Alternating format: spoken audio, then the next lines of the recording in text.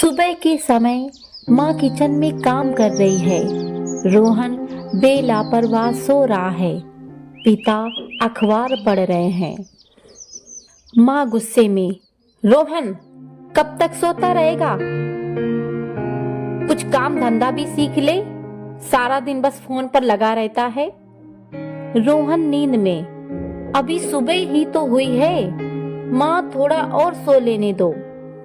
पिता, जब मैं तुम्हारी उम्र का था ना, तो अपने पिता के साथ काम में हाथ बटाता था।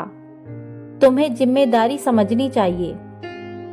रोहन चिढ़कर, अरे पापा, आप और आपकी बातें, ये 21वीं सदी है, अब वैसा समय नहीं है। माँ पिता एक दूसरे को चिंतित नजरों से देखते हैं। स्कूल में रोहन का दोस्त अजय उसे समझाने की बहुत कोशिश करता है। यार रोहन, घर में माता पिता की इज्जत करनी चाहिए, वे हमारी भलाई के लिए ही बोलते हैं।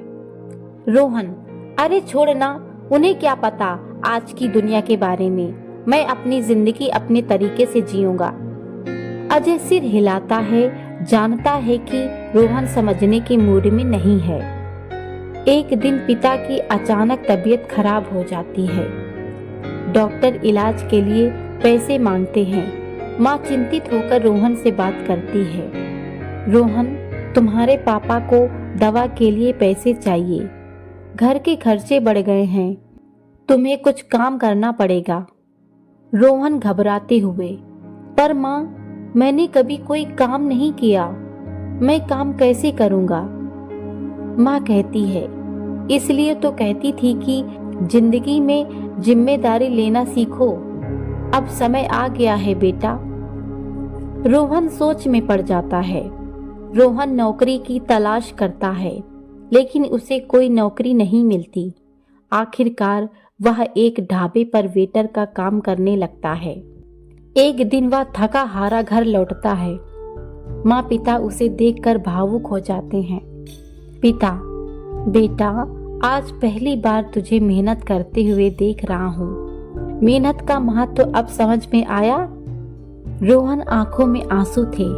हाँ पापा, अब समझ आया कि आप दिन भर काम करके हमारे लिए क्या क्या करते हैं। मैं वाकई निकम्मा नहीं था, बल्कि मैं आपकी परीक्षा ले रहा था, और अब मुझे समझ आ गया कि असली परीक्षा मेरी थी। माता पिता उसे गले लगा लेते हैं।